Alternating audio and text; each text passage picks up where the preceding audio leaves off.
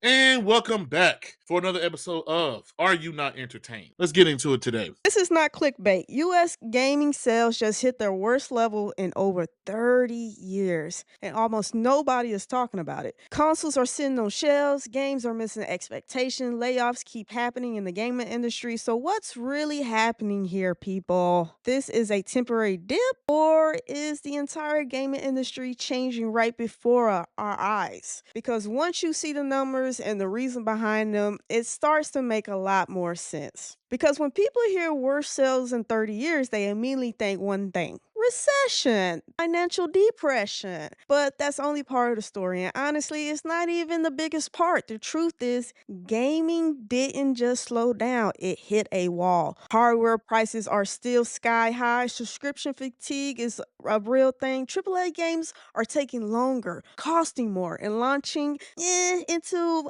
at best mixed reactions or views from the gamers. I'll say that. At the same time, players are spending hundreds of hours in just a handful of live service games. So money isn't gone, it's concentrated. Add in layoffs, studio closures, delayed releases, and companies quietly scaling back risk. And suddenly, this 30-year low starts to make a whole lot of sense. This isn't just about fewer games being sold. It's about a shift in how people play, what they're willing to pay for, and rather the traditional console model still works in 2025 and going forward. And once you look at the data, console by console, genre by genre, you'll realize this isn't a crash, it's a reset. So the real question isn't why sales are down, it's who's going to adapt and who isn't going to survive, and see what comes next. So, with all this news going on, it poses a question. Are consoles dying? Well, US spending on console hardware and physical games is at its lowest in 30 years. Key drivers being fewer must have exclusives, longer console generations, inflation, squeezing discretionary spending. An important distinction is engagement is not down, but spending behavior has. We've spoken many times on this show that times is getting hard out here, and they're only getting harder. What this actually means is, but consoles aren't dying per se, but they are no longer the primary growth engine. The industry is trying to transition from ownership to access into digital. With launch spikes and long tail monetization, hardware now functions more like a gateway device, not the core product. We've been speaking on this for the last few episodes. Times are coming. Time of change is coming. Be that guy to make this infamous quote, but baby, winter is coming for all of us, the consumers and these corporations. And this is the end result of it. Yeah, so when you look at the micro trends that show seasonal weakness is becoming structure, these aren't just isolated Black Friday sales dips. The sales trajectory has been consistently weakening ever since 2022. In 2022, it shows strong growth. 2023, it was still growth, but it was barely etching out. 2024 was kind of viewed as a slight decline. 2025, oh, shit's hit the fan. Double digit decline in total in US sales. So people are starting to ring the alarms now. You have a bad year, okay. Back to back years, double and dippage. People start getting a little nervous. This type of decline over multiple years period is historically rare outside of, a constant generation transitions, major economy recessions, fundamental shifts in spending models. But unlike 2008 through 2009 and also in 2013 transitions, this decline is across hardware, software, accessories. Is what makes it historic. It's just not the consoles. It's all forms of gaming. Everything that gaming touch, it is down in cell number. Nobody can be like, oh, it's just that, the consoles are 5 years old. No, baby. No. It's across all sectors of gaming right now. Absolutely. And I'm just going to keep it 100. With the constant rising of hardware, games, the nickel and diming of everything, mass layoffs and these games launching in the abysmal states that they are, the consumers are doing what we were always told to do. Hey, vote with your wallet. Let's put your money where your mouth is. And that's what they're doing. Why give you 70, $80 for disappointment? I understand. I think also though, it's not even about people or gamers or even because it's not always gamers that buy these things. It's parents, it's relatives. It is the fact that they're not making their opinion known with their wallet. It's the fact that they don't have the money to pay these high prices for games. That's really the main factor. It's not even about if stuff is bad or the game is bad. Like before you even talk about the state of the games that people buy, it's the fact that people cannot afford a $70 game. They can't afford to buy multiple games that are $70. They can't afford to spend $800 on an Xbox. They can't afford to spend $750 on a PlayStation. And we'll get into it later, but Nintendo is talking about a price increase.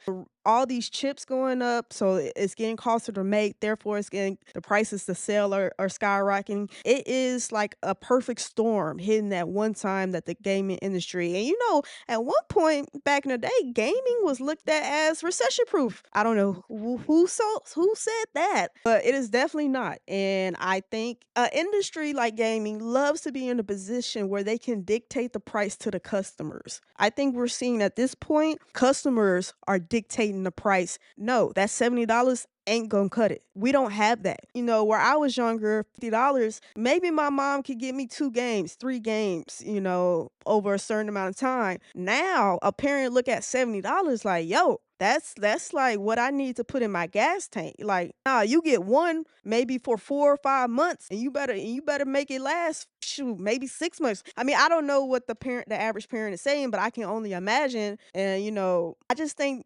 it's definitely a shift in the fact that gaming industry cannot dictate the price. Customers are dictating the price, and they're seeing the effects. The more and more you go up, the less and less people are going to buy. It's just relative, and I think this is a clear indication where the consumers are saying, "Whoa, whoa, whoa, whoa!" And gaming has a lot of casual gamers and casual purchasers, so they looking at this like, "Nah, nah, nah, nah."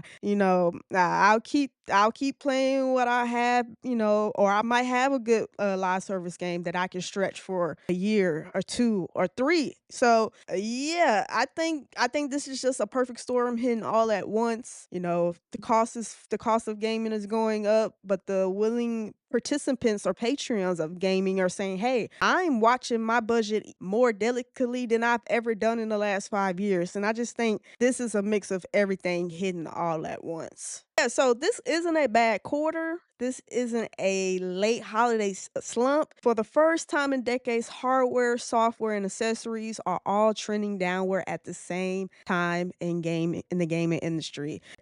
Combined effects of that is a drop in total gaming revenue we haven't seen since long before most of today's gamers were born. So just ask the viewers this. Are you making more and more selective buying in your games than you've ever done before? Let us know in the comments below, because I'm gonna tell you the truth. I've always been selective. So being selective is nothing new for me. Whereas my cousin, he's a little bit more willing to pay to try things out. I'm not. I haven't been that in years. And so let us know in the comments how you feeling with the price and all this and the price of consoles. Are you being more selective now than you've ever done before in the past? All right, the digital gaming ecosystem is cracking. This is the part nobody wants to admit. The digital gaming ecosystem is cracking and the signs are everywhere. Subscriptions are stalling. Live server games are bleeding players. Studios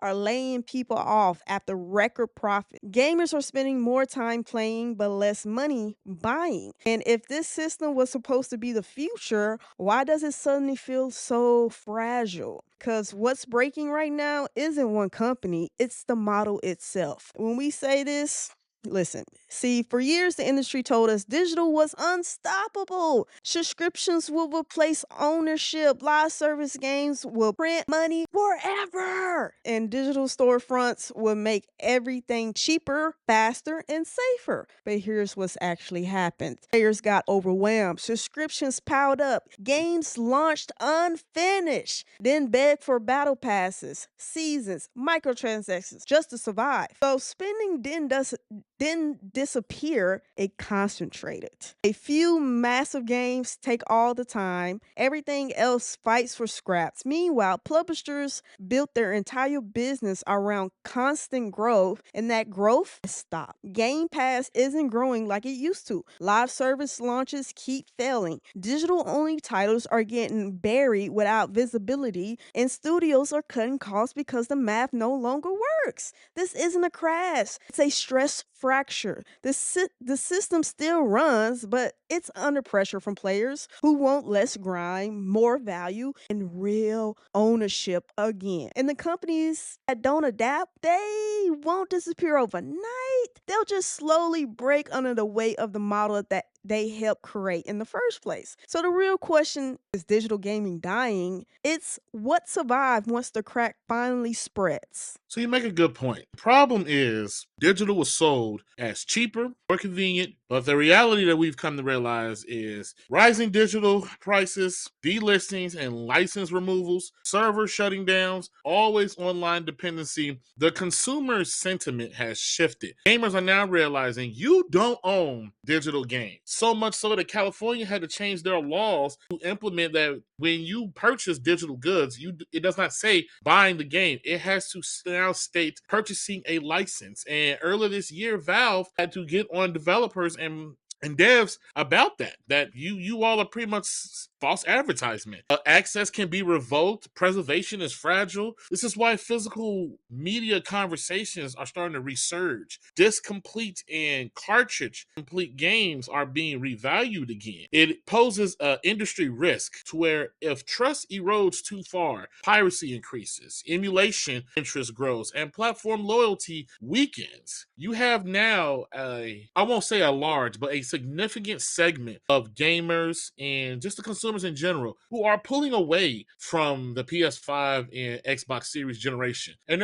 some are going back to PS4. A lot of them are going back to PS3 and 360 on titles they missed out or just checking out video games from Wander yesteryears. PS3 and 360 generation had feature complete games on the disc. They were less reliant on these always online habits and chasing trends, but I want to give a quick story lesson real fast. What's causing and what's opening people's eyes to this is this licensing. There was a issue recently discovered as of December of this year on the PSN network. It involves a licensing bug when a game is available in both the essential permanent claim tier and the premium slash extra tiers. That's the rotating catalog of games you get. The conflict is if a subscriber claims a game through extra slash premium instead of the essential, the license may be treated as temporary. The consequence is when the game eventually leaves the rotating catalog, users find themselves locked out of the title even though they should have had the permanent access as an essential tier subscriber. Example of this is the recently given away, we're going to use that word loosely, Lego Horizon Adventures, which appeared in the essential tier, the extra, and premium. The problem here, for anyone who's not subscribed to those higher upper tiers, Essential Plus at all, they give away these games. If you're essential, I don't want to say it sounds bad, but essential is pretty much the basic tier. If you're a part of that, you get games, you claim them, and as long as you stay in that membership, they stay yours. If you play ball and extra and premium, you have the same entitlements, but you also get more games. A rotating catalog of games you can play as they come in and come out. But if you take it from the higher tiers, it denies you access from the permanent tier. But this is all part of the promise we were given with them constantly preaching. How is something so simple gotten so wrong? It is now showing the fundamental cracks and foundations of this so-called digital air quotes ecosystem. Yeah, so, digital game sales, downloadable software, season passes, microtransactions used to grow steadily year after year after year. But multiple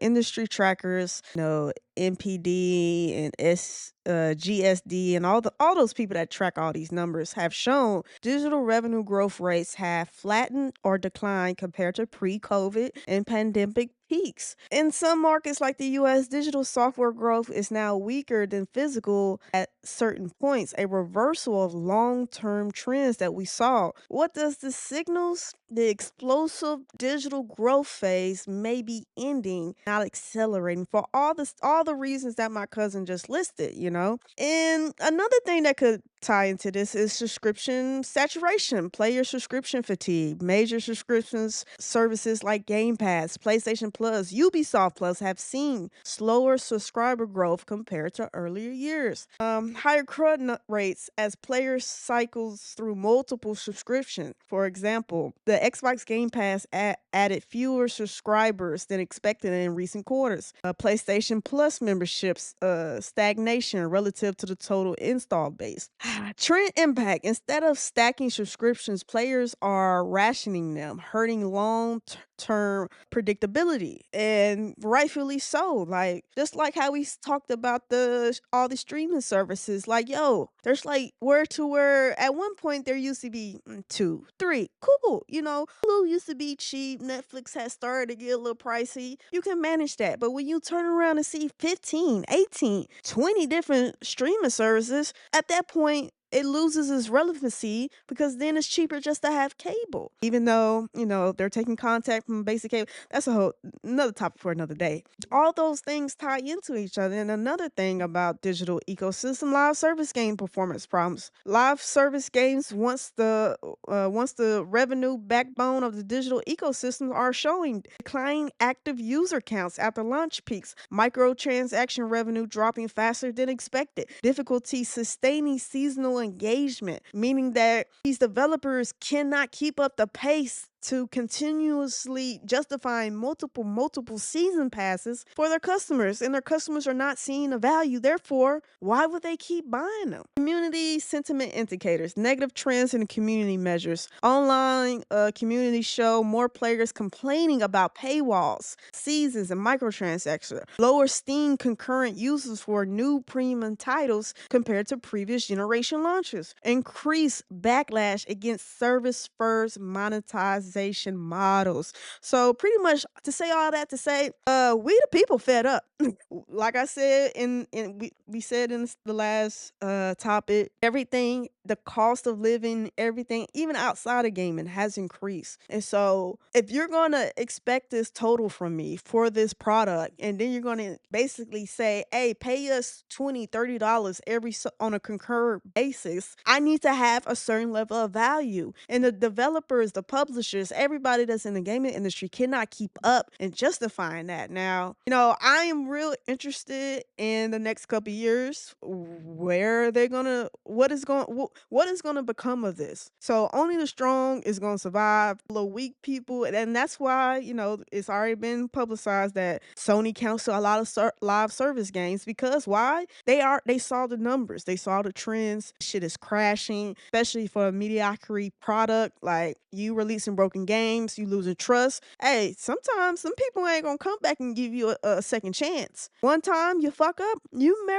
might not ever be able to come back to the table, because that's how concentrated spending is becoming right now. So only the strong is gonna survive, and the weak is just gonna be a Thanos snap and gonna be little dusty particles in the air. So I'm definitely interested in how developers and publishers, I mean, they're already trying to adjust. That's why the layoffs are happening. That's why they're cutting back on spending. They, like the lady at Xbox, she's like, hey, why is it taking you $300 million to make this game? Why is it taking so long? What are you doing? I need to itemize this receipt. I need to see what you're doing. So a lot of things, not just with consumers spending concentration, but now this is going to turn into developing. They're going to concentrate on what exactly they're going to spend on. And so, you know, we got some interesting times. Some might say this is hard times, but I think I've been saying, I think this is just the tip of the iceberg. I think a lot is going to get A lot more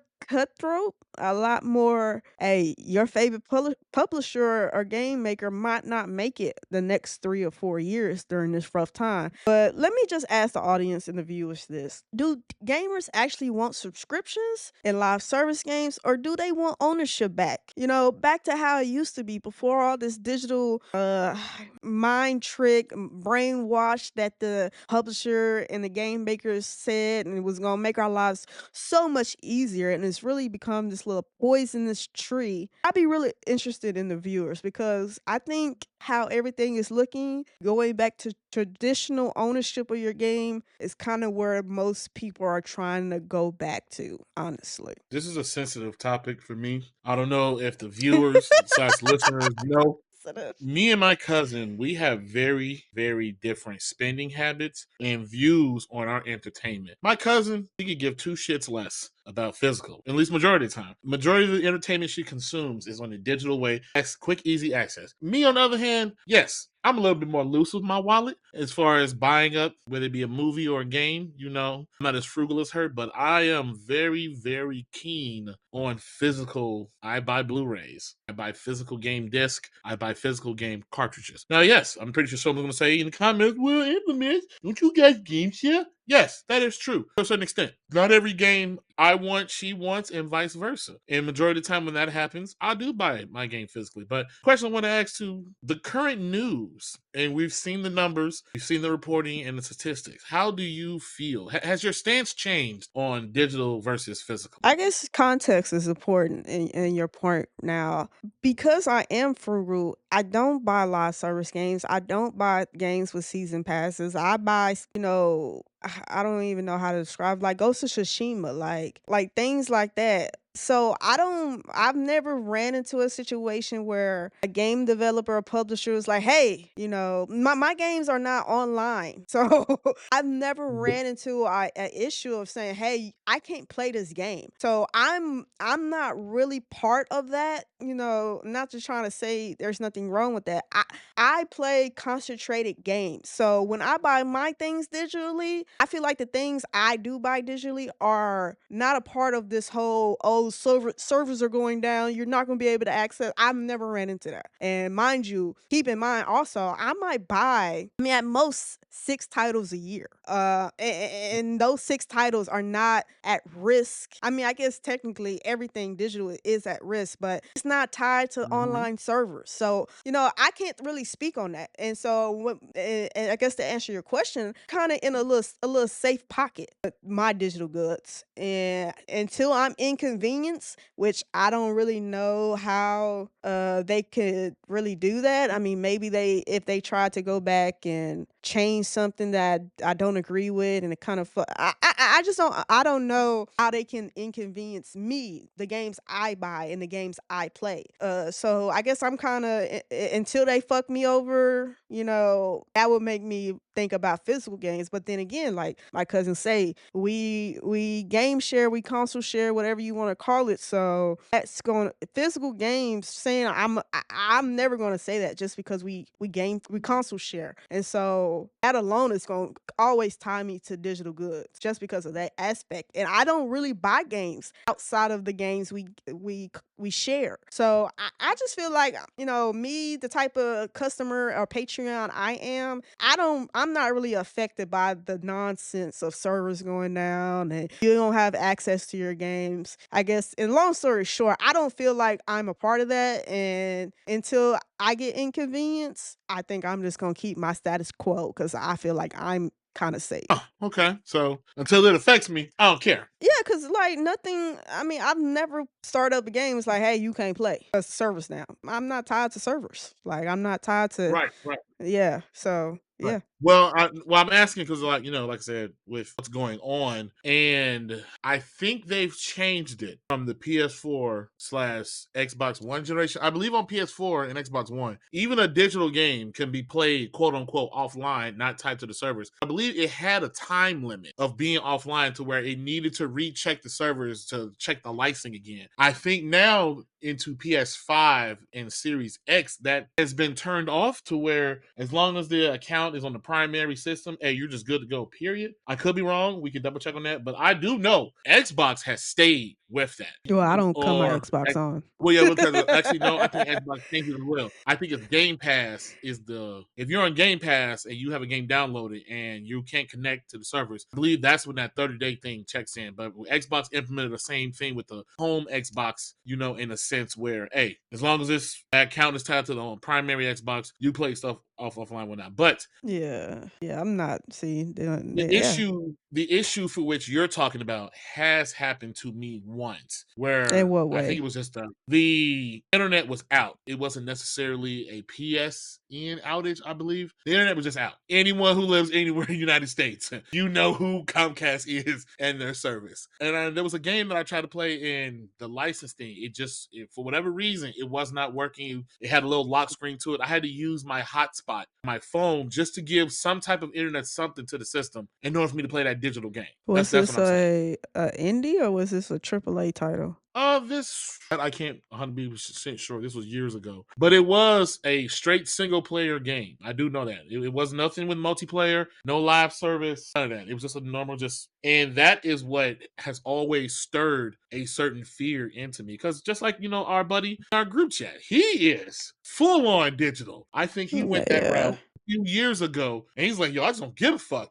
He's about convenience. There has been certain issues where server side on their end, something has gone wrong, and it's like, oh, you need to wait, double verify, or you got to go in these settings and restore license. But that's what I'm saying. Like, I how has this changed your stance in any way? But you already answered like, no, not really. I mean, and I feel like, unless you continue to have context, that happened to you once out of my cousin almost owns 1,300 titles. So even the Whoa, math, whoa, none of yes, my you do. business. I mean, 13, you do. I mean, Hmm. we need to give context because, I don't want to spread propaganda of fear. Like I said, this hasn't happened to me at all, ever. And I feel like, some things, I mean, people like consoles sometimes need to have an update because something in the game is so corrupted or fucked up. Yeah, you might need to update it for the benefit of you. So maybe that was something, I don't know, like we can't remember the title, so we can't even like try to see what was going on. But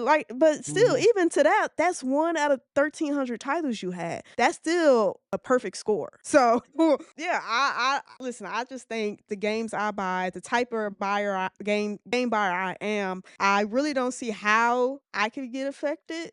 But I wait and see. Hey, I do have the right to change my stance if something changes going forward. Okay, I get you. Totally understandable. Yeah, but definitely let us know in the comments below, like what type of buyer you are. Are you a digital buyer or are you a physical only buyer? I'll definitely be interested because, there are certain games, especially I think on Xbox. Correct me if I'm wrong in the comments. I know you will. Xbox has released digital only versions. They gave you no choice than Yep, just buy that it is true. digitally. So what do you do in that Their situation? Like you Yeah, their first party output is strictly digital. Yeah, so in some cases you ain't got no choice but to buy digital. It's really not like, hey, this is my stance. It's like, oh, this is the only option I got. And let's not confuse it. Digital is more convenient. You can already like pre-install and shit, and the game can be there at midnight or whatever time, rather than waiting to the morning, going to the store, picking the shit up, taking it back home, installing the software or whatever game on your console. Like, it is more convenient and it's less of a hassle for the buyer. So I'm not going to say digital is this evil thing. No, it is convenient and it does have a place. Now, how nasty, and this is always the point, the context is the evil intent behind digital goods that these game companies have done. That is the issue. It's not about digital, it's the evil intent behind the people that is selling you the product. And so I think that's really where the responsibility lies, that evil intent. Hey, some game publishers have had the best intentions, and sometimes accidents happen, and maybe you don't have access to it for a certain amount of time because something happened behind the scenes. That's completely okay. I'm fine with that. But what I'm not okay with is evil intent behind you're asking me money for, and it's really not what you make it seem to be. Now, that's where the problem lies, and I think that is the whole issue that is going on with a lot of gamers. Like, it's the evil intent and the scumminess shit, and why they like, nah, fuck that. I'd rather go back to retro gaming. I'd rather go back to the PS4 and the old Xbox and the 360s. That is the main issue. It's just not a digital versus physical mindset to me. It's the evil intent. Well, I see, and I get your points that you are making. But I just have just one more question, or where does your mind fit in this? How do you feel on products that are solely tied to online or server based, and the consumer purchase said product, and then just for these corporations to turn servers off or yank away access to them? Ubisoft recently, well, not recently, but is infamous now for taking away access to The Crew, a digital online only game, and majority of the time when games are delisted, if you purchase them, you can still play them. But they went so far as to take away from the game library and delist the game, give you no access to it all. And upcoming here in January, EA is pulling the plug the servers for Anthem. That's an online only game. Even if you still have it down, access to download it, with that server turned off, you can't do anything with it. What is your stance on that type of malarkey going on in this digital ecosystem? Yeah, yeah, that just goes into my point, the evil intent with digital. Like, that is very scummy. That is like, because some people bought Anthem at full price. And so Damn, now not that you laughing. okay, I don't even mean to be funny, but it's just the thought of me paying EA $70 for you to take the game offline. What is how long Anthem been out now? A few years? 2019. Yeah, and that kind of just goes to the point of this topic. You don't have ownership of live service games or games that have servers. It needs servers to operate, and because somebody has to pay that bill, and EA thought, hey, we will always get a certain amount of money just because people was gonna keep buying the microtransactions and the season passes and all that bullshit, and it didn't happen. So EA is like, oh, this is an expense we're no longer going to continue, and that's the whole reason why California and Valve is saying, hey, you cannot say these people are buying because they don't own it. You're basically renting, and that's why I say I don't buy those type of games. So I'm not at risk for that type of situation to happen. But I think it's scummy. It goes into my evil intent that these game makers have and had. They did that purposely. They was purposely going to milk people for years, and that didn't end up happening, and therefore they're not going to continue to front the bill. So I feel it's very unfortunate when that happens. Hey, if you bought The Crew and Anthem at full price, I feel for you, my guy. Take that as a lesson learned. Hey, fool me once, fool me, you can't get fooled again. And I've never been fooled because I always knew, like, live service games and stuff like that require that to have a game keep going was just bullshit. Like, I'm not, I feel like when I spend my money, I'm rewarding a product. I believe in the product. I cannot spend $70 for Anthem when it came out because I just knew what it was. Now, for all the parents and all that got tricked and now they kid can't play the game, sorry. Listen, lesson learned. Hey, become more aware of the product you're paying for. Don't just give your money away. And we keep preaching that on this platform. Don't give your money away. Now there's some people that don't care. We get comments all the time. Hey, I got the money, I'll blow it. Some guy said on Star Citizen, hey, I blew $5,000, and he said he pissed that out in a month. Hey, more power to you. If you got the money to blow, hey, by all means, do you, boo boo. I'm not. I mean, I have a decent job. I live comfortably, but I'm still not going to waste.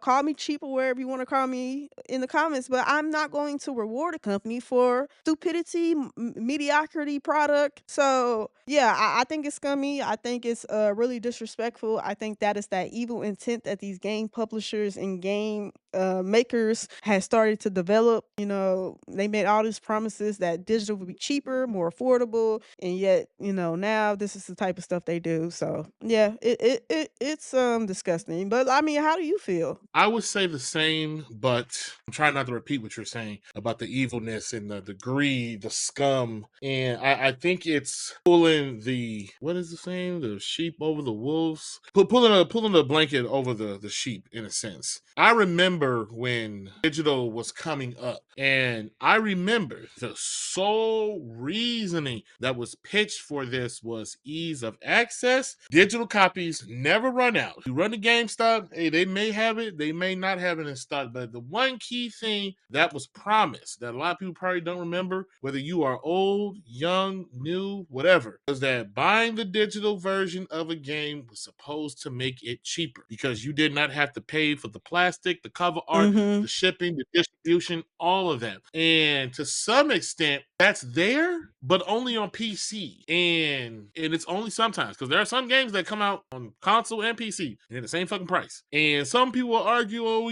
they can't fuck over, the brick and mortar store because of an issue that is beyond me. And I'm gonna be real honest, I don't give a fuck. These I don't corporations care make about hundreds Walmart. of yeah, these corporations make hundreds of millions, sometimes billions of dollars. Why the fuck do you care about their bottom line or what money they lose out on? If they don't, keep the price competitive, then Best Buy won't stock it. Who gives a Listen, shit? There listen. will always be a store that will stock this shit. Amazon is everybody, and they don't have physical stores. They have warehouses. So if Best Buy, GameStop, Target don't stock the game you like or the console, order it online. We are all accustomed to waiting 2-3 days for some shit to come to us that we could have went to the store and gotten. This digital ecosystem, and I'm gonna say this as a disclaimer, I am part of the problem. I have and do buy certain physical games, a la if it's on sale. My cousin has preached it. Some shit go on sale deep enough, Infamous will buy it, knowing good and damn well he ain't finna play this for probably 2 to 3 years. But hey, guess what? I bought it for $7 rather than 30. That's all that matters to me. The nickel and diming of digital, absurd. It is the same premise with technology. We have traded ownership for convenience. There's a problem for any given reason. If Sony goes out of business, there's weird activity in my account or something, I could be locked out of access to something I purchased. And it has happened to few people, quote unquote, by accident. Sony automatically bans people. Let's say your child buys a game on your credit card, you didn't know that, and you call the bank to get a chargeback, they'll just automatically ban you. They won't call, give a notice, anything, just ban you. And you have to convince them to give access back to you on products you bought. And then the same argument goes with this is going to be a little controversy, with the piracy thing. These corporations argue you're not buying a game. You don't own it. You are purely renting a license. And digital goods are not tangible, a la they're not real. So how do you say piracy is stealing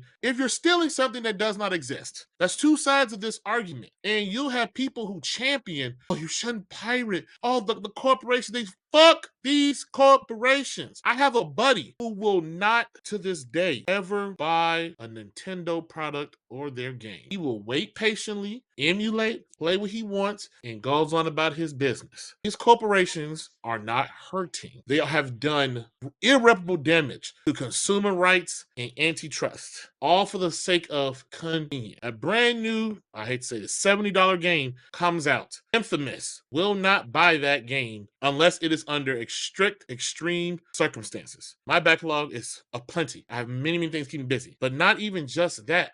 You have certain platform holders, a la Xbox, who won't let you play a digital game unless you update it. PlayStation's a little different. You put it, you hit the game, the update triggers the download, and you can cancel it, but you can still play the game. Xbox and Xbox fans and Microsoft Corporation, if anyone's listening, you have no right to tell me how to play a game I paid for, whether it's a renting of a license or the fucking game. If I don't want that update and it's a single player S game and I want to take advantage of an exploit, a glitch or whatnot, it's my right. I paid for that right. And consumers are too easy to give up a right for convenience or God help us. Brand loyalty. People, open your eyes. But it's already happening. It is already happening because the pushback is happening. Look at the sales. They are going down, and I hope they continue to go down. And some people say in the comments, Infamous, that's wrong because those corporations, they lose money. They're gonna start laying off people. That's the name of the game. I hate to say that. Microsoft is making record profits and they're laying people off. So miss me with that. You start hurting these corporations' wallets, they'll tune the fuck up. And for anyone who questions me, I got one pure example. I'm gonna move this along. When the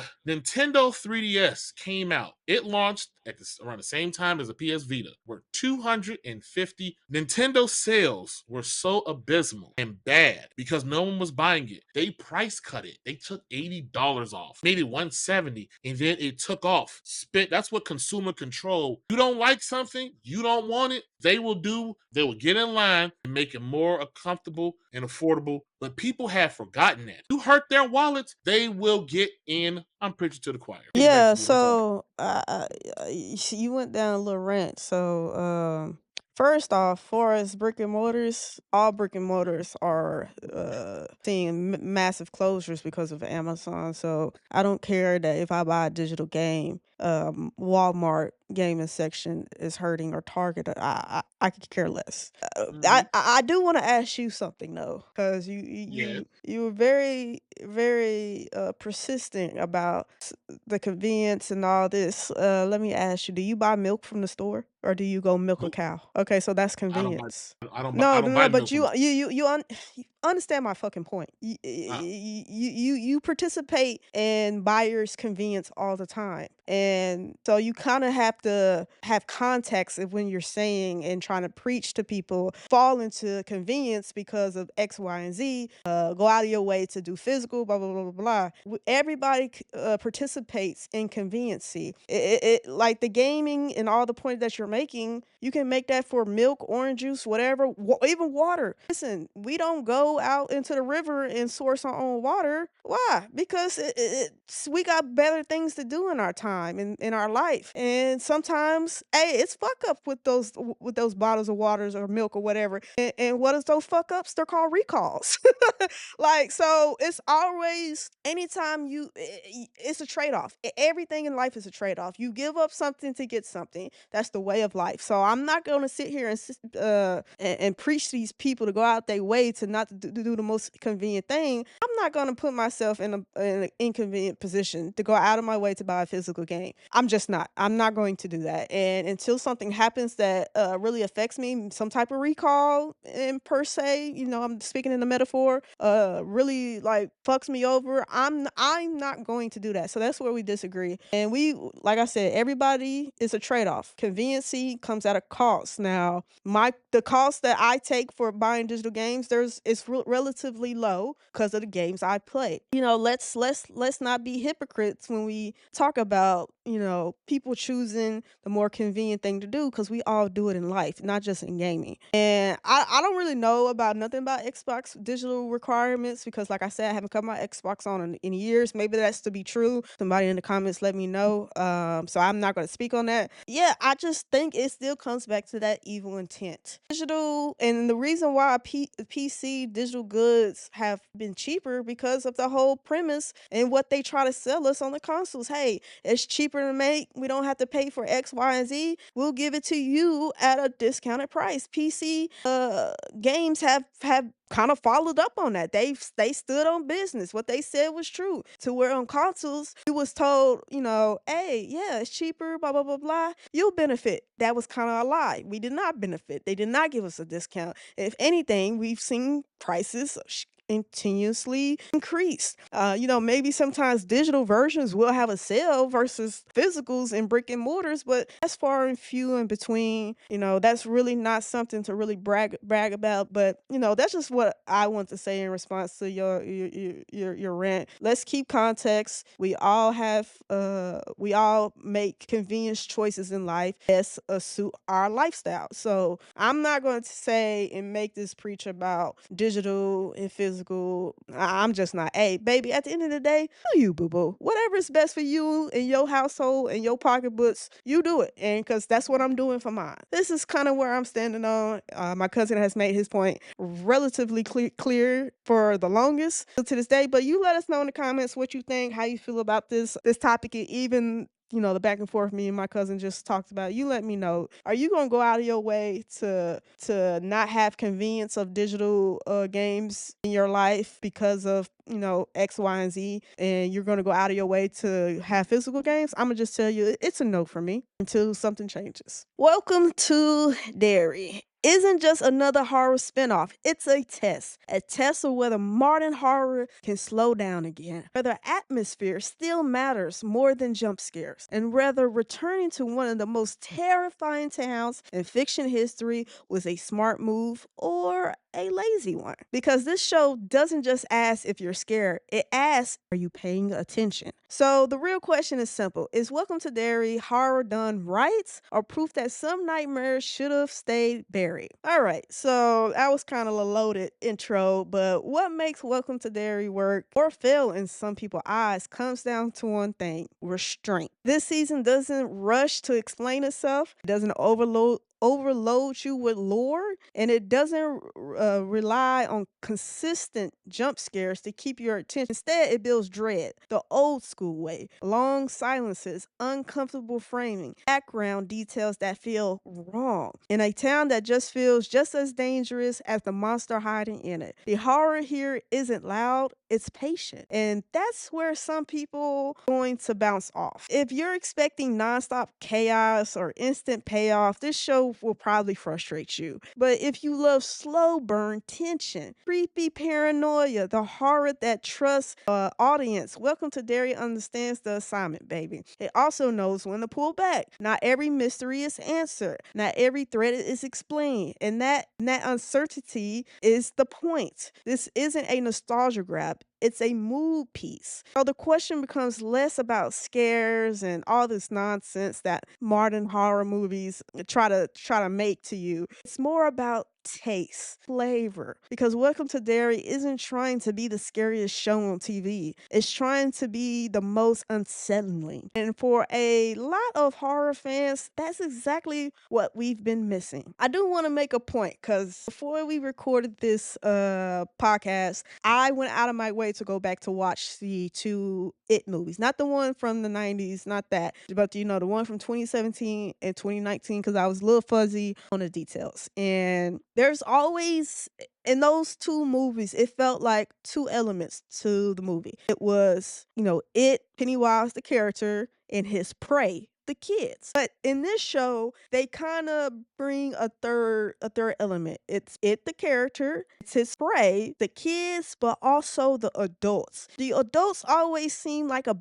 background character in the movies, especially when I rewatched it. They were non really real factors. But in this show, they made adults and the parents a little bit more of a focal point. And y'all know it, the character, but in this show, there's William, there's Marge, there's Lily, Rich, and Ronnie. Those are the main kids that we follow. Now, some of the adults are General Francis, Dick or Dickie, whatever you want to, call him, Hank, Ugh. Ingrid, Charlotte, Rose, and Larry, William's dad. Now, all these characters play a pivotal point in kind of telling the story of Derry. And I just wanted to really start with that, because that's a very important element to this show. It's not about it and his prey. It's his prey to kids, also his prey, the parents and adults. So I wanted to start with that before I went down kind of my condenses note of the show. So the beginning, episode 1 and 2,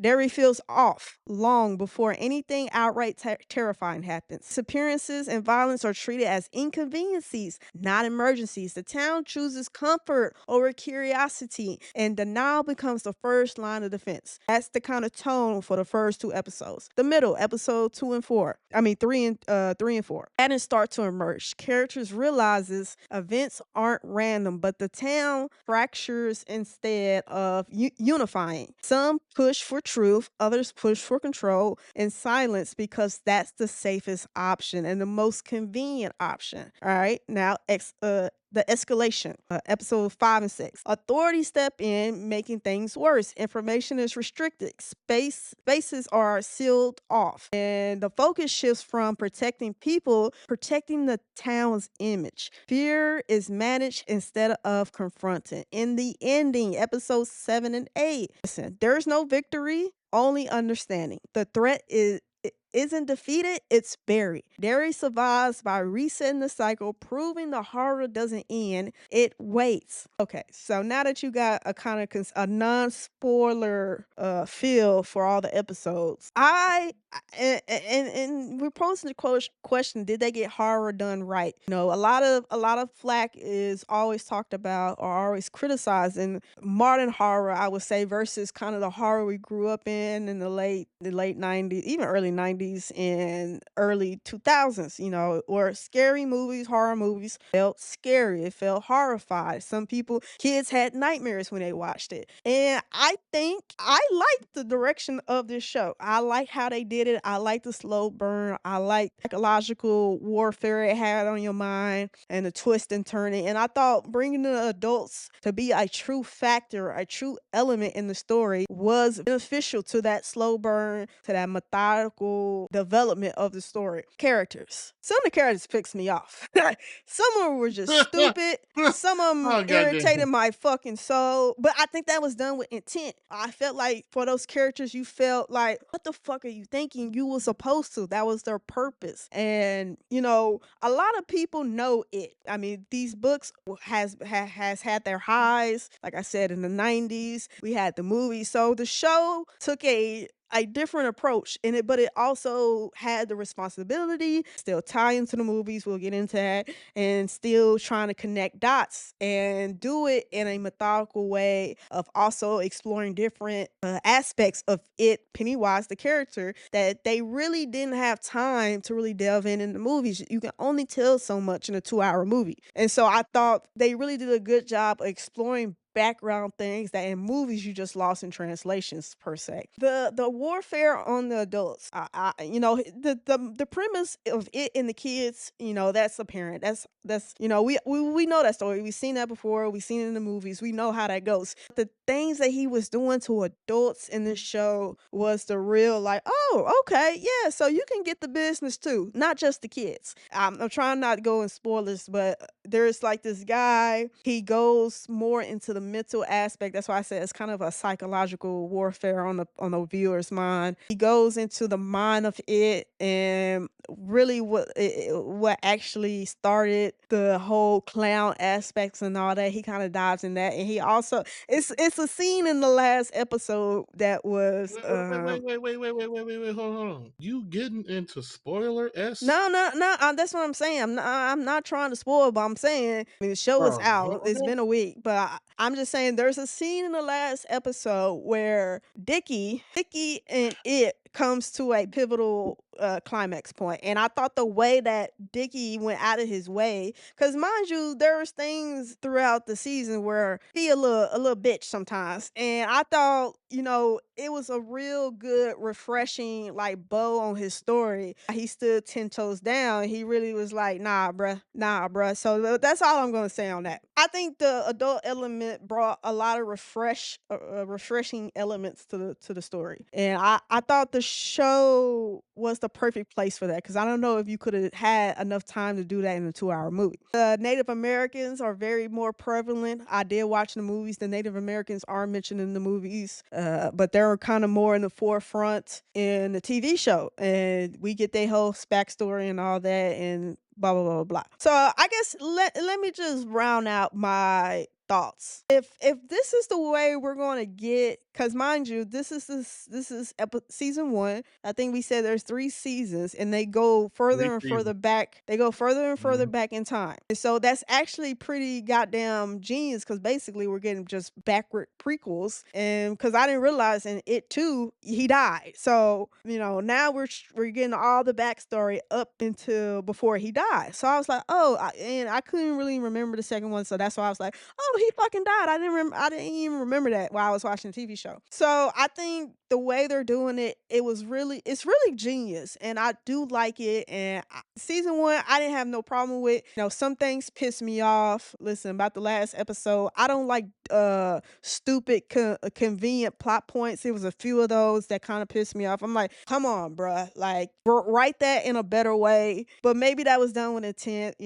Like, hey, yeah, I do feel like Pennywise, the character, the clown. How do I put this? Because after watching the second it chapter 2, I was like, ugh, like the way they like made him to a little spider at the end. I was like, what the fuck? But the way they showed him in the different forms and the different visuals of him, I thought was genius. I thought that was top tier. No issues with that. The different forms he took on, his because he got many forms. But I thought the forms he took, I was like, whoa, okay, like shit, damn, I like that. All to say that is that I like the season. I actually am excited for the rest of the 2 seasons. Now, if they start trying to do spinoff after spinoff after spinoff, they might lose me. But the concentrated mind and the intent and the setup, I'm okay with this. I do enjoy this horror style more than this little conjuring jump scare ish things. Like I said, I don't really take horror movies these days serious. They are really not up to my standards now. In the same breath, was I scared? No, but I'm not a kid. I know better. But did I feel like the things I saw was gruesome, was kind of horrific? Yes. So I'm okay with how they told the story, the slow pace, the slow burn, setup, and even not answering questions at the end, because that's the whole point of the character at that point. Like, it's always some underlining question that no one can answer, and they even do it in the closing scenes of the last episode. It's this like, well, we don't really know what's going to happen, but hey, we did our part, we did all we could do, and we survived. So that's always been the status quo with this it franchise. You don't never have your questions answered. So if I had to give a score out of 1 out of 10, well, no, let me not do numbers. Let me do like letters. I'm gonna give this a complete A. Just not no A negative, not no A plus. I felt like this is great. I feel like the tone and the director. I watched some behind the scenes stuff and the reasons why he makes certain choices. I could be okay with now. Like I said, there was some shit in the last episode that pissed me off, and whatever. That's just director's choice. Okay, whatever. Do you, boo boo? But I'm gonna give it an A. I enjoyed it. I would encourage anybody to go watch it if you like the It character or the franchise. I liked it because at the work we had a Christmas party and they was like, "Oh, what are you watching?" I don't know why that's a thing of topic of discussion now. What are you watching and where are you watching it on? I was like, "Oh, the Welcome to Derry on HBO is really good. You should watch it." And they was like, "Oh, I didn't even know it was out or that existed." So yeah, I'm gonna give this an A. I liked it. I have no issues. Yeah, it was a few characters I didn't like. There's a few scenes that I didn't enjoy, and that's okay. It's part of it. Not everything is gonna be 100% good. But Welcome to Derry season 1, chef's kiss. I'm gonna give it the chef's kiss label. What about you? So before I go, a little caveat. I went to film school and I look at TV, films, everything very subjectively and very different than the average person. This second, we've already spoken on the first half, episodes 1 through 4, on the previous episode of this podcast. This second half was very, I guess the best word is kind of cliche, very on the nose, maybe playing it safe. In an instance, there were a lot of things that was happening that I literally called out, and within 10 seconds later, it happened. My cousin may not have an issue with things like that. To me, I know why they do it, and it is a part of they just do things in the business. But it was kind of just, to me, a little disappointing because I felt they were doing something very unique and different with it. They went more long-term psychological horror as opposed to the jump scares of predecessors. I did enjoy it. This later half, it came off very plot armory, and certain things were dragged out a little bit too long. I don't want to get into spoilers because even though the show is over, everybody may not have seen it. But the last 2 episodes in general had certain segments that are drawn on a little bit too long. It's like, hey, come on, let's get this moving. And one thing I told my cousin when we were watching these, and I'll even say now, if you've seen the original and the 2 remake movies, in a sense how these shows will end in a manner of speaking. Like, there's just no way around it. You know how they're in because these are all prequels before the movies, so you know what's going on. This show seems to be telling a more deeper narrative. This creature called It. They went very, very deep and methodical into the lore and history of it. And I agree with my cousin. You can tell way more in the show than you can in a 2-hour movie because there were some things I didn't know. They show how and why it personifies itself as this fucking clown, which was they showed, they did not tell. And that is a very huge mistake done in cinema storytelling. Oh, they tell you so what happened, what went down. We, the audience, don't tell us. Show us. HBO has huge confidence in this universe written by Stephen King. Crazy fucked up guy, but I am in love with his work. But I don't want to do spoiler, but there were certain things said and done that hinted at a larger plot point in this show that almost feels like it's there to draw you in. But once it ends, I feel like it will be unresolved because the next season goes back further in time. And it feels like they're meddling with a very tied and true and tiresome plot point that makes everything. I will let the audience see, discover on their own. We asked the question, was this hard done right? Absolutely. Absolutely. The character Dickie, my cousin brings up, that guy is fucked up. From his childhood to his adulthood. Textbook fucked upness. You can kind of relate to him and understand why he does what he does, how this ties into this world, this lore. And it was done, not flawlessly, splendidly. Yes, it has its little hiccups, but that's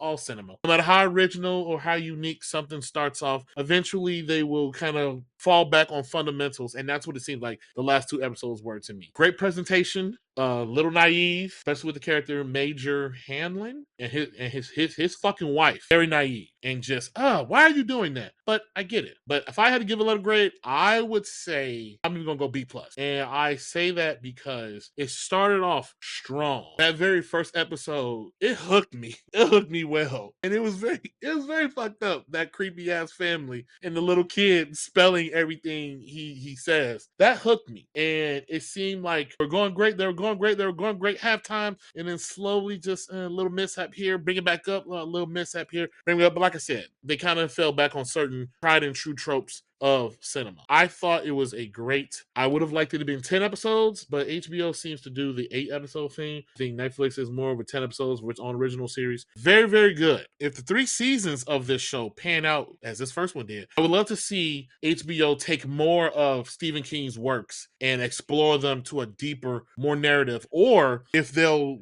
explore more and deeper into the It universe. Some of you all may not know there's way more to this character, just this entity, the quote unquote clown. And I do love, if you've watched the original, there are so many callbacks to the lore. If you know, you know, things like that. And of course, like I said, the hint at the end. It was a great show. But my cousin, she gave it a solid A, B plus, because of just the little things at the end. And How the hell you gonna say you felt like it dragged on there at the end, then say you wish it was 10 episodes? no, I said certain plot pieces I felt Yeah, dragged on. that's the same Yeah. thing I just said, don't say it differently, and then turn around Well, and say you wished it was I don't 10 episodes. hold on. I don't Don't mean to that's say as in go ahead, finish your saying. no, I'm just saying that's very contradicting. So episode 7, which we said we would not discuss what we talked about, that little thing right there, that dragged on way too fucking. There was no need for that. And we discussed how we feel when shows or movies have these little segments in it. It's like, okay, we see it, move the fuck along. I guess in a sense, why I say I wish it would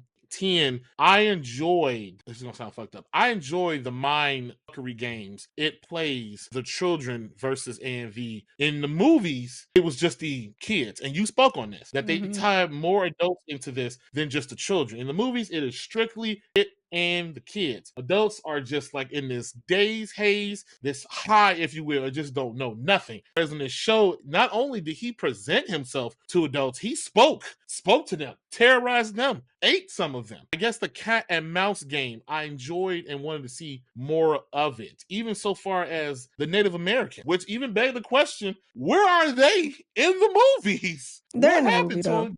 Yeah, They're but in the yes, movie. granted, yeah, they're in the movie. Granted, the prequel is based off and made from the movies in a sense, but I guess to answer your question, the cat and mouse, the more of the fucked up psychological games it played, I enjoyed. The one episode, I can't remember the number, what was the boy? The boy that was missing, when he reappeared, I knew something was up, but I did not know it was gonna take the turn that it did because up until that point, the show followed the rules or presets of the movie. It did not really appear itself like that in broad daylight. Mhm. Now, in the movie, it did a few times when they were adults, just to really kind of like, but it really stayed more towards, the dark. That's what humans are so afraid of: the dark, the darkness, the unknown, etc. That from that moment on, it was like, oh, now I'm sure some viewers are like, "What's wrong with you, Infamous? God, this sick." That's doing. Hey, I love horror movies. That's my bread and butter. But unfortunately, horror, just like stealth video games, are a niche in modern day times. But not to drag this out and etc. I answered your question, and like I said, going back to what I'm saying, I gave it a B.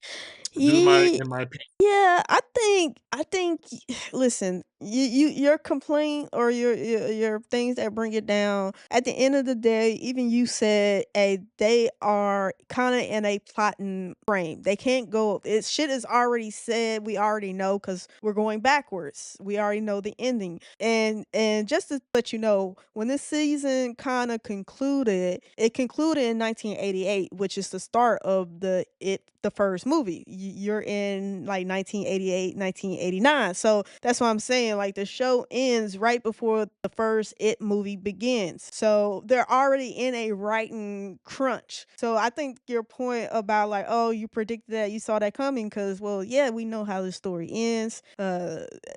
I really don't know what you wanted them to do. I know there were some things I wish the writer could have done better, told it in a different way, not make it so obvious. So I don't really mark them down for that because they're already in a writing crunch. They already got the ending, so they're really trying to tell the prequel in a way, but we all know how the story ends. And your other point of your frustration and all this other stuff, that is done on purpose. That is the It franchise. Like you kind of do have this frustrating shit that doesn't have a bow on it. It doesn't have a period on it. It's a semicolon. Like okay, there's something that goes here, but we don't know what it is.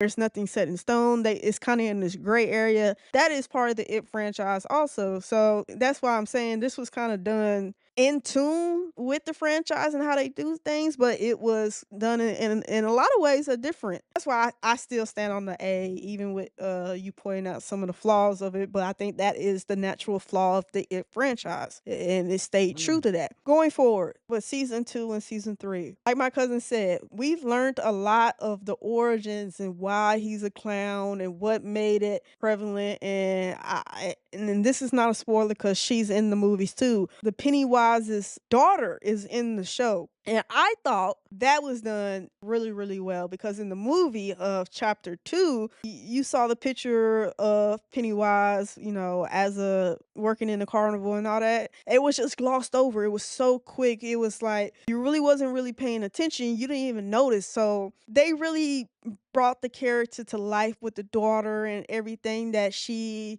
did up until that point to where she was in the movie. So I thought that was really, really good. Very, very well done also because she's another character that just irritates your fucking soul and you get some Yeah, satisfaction with her story yeah. at the end. And she does a lot of fucked up shit that costs Mhm. a lot of individuals their lives. I'm not going to spoil it. You can watch it, and if you know what I'm talking about. That really, really irritated me. And though I probably would have liked for her to have just been eaten, the Pennywise, well, It character did something to her. She lives because that's not a spoiler. That's in the movies. You see her in chapter 2.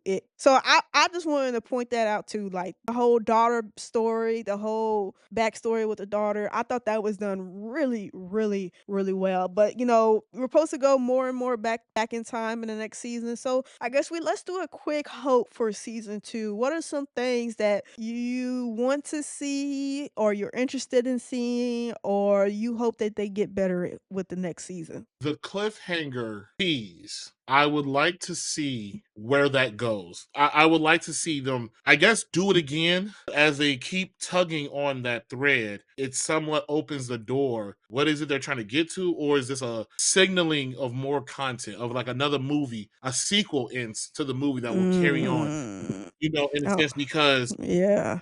I don't know if I want a movie.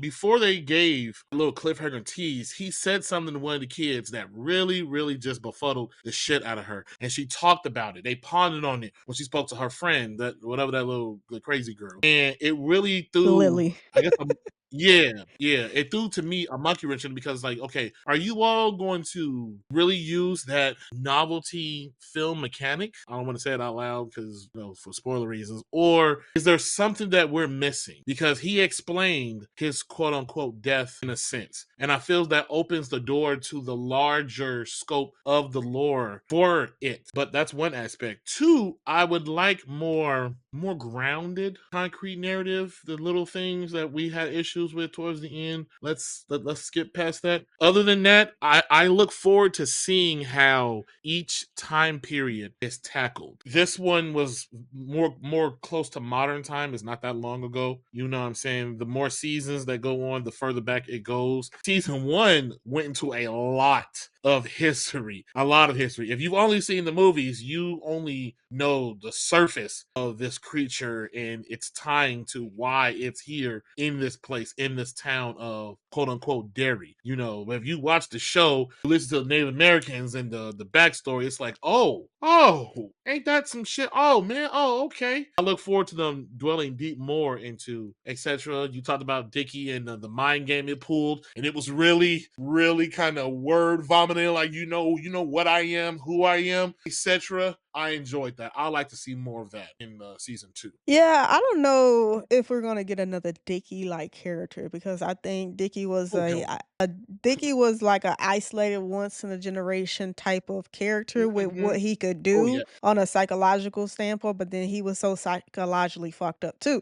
So I don't Yes, he think was. in the next seasons we're gonna get another Dickie because if they do, then that kind of downplays Dickie and yeah, yeah, It yeah. But downplays the listen, scope of that type of character. yeah, but listen, I'm just gonna go ahead and say spoiler alert, because my cousin tiptoe around it, but my point, I just have to tell what it is. So spoiler alert. The point my cousin was talking about, the thing that they said, the creature said to, I think her name is Marge, Marge. in Yeah. one at the end of the episode, he basically said that the future, the present, and the past is he sees it differently than the humans He does. sees It's it all all the same that humans do. yeah, all the same. And so I thought that was a really interesting thing because and then he on top of that, he said his death was his birth, is all the same. So I'm thinking like, well, is the motherfucker truly dead then in two? Or is he gonna be born again? What did he it's kinda they can go with that in a different way. So maybe that could lead to another movie. I don't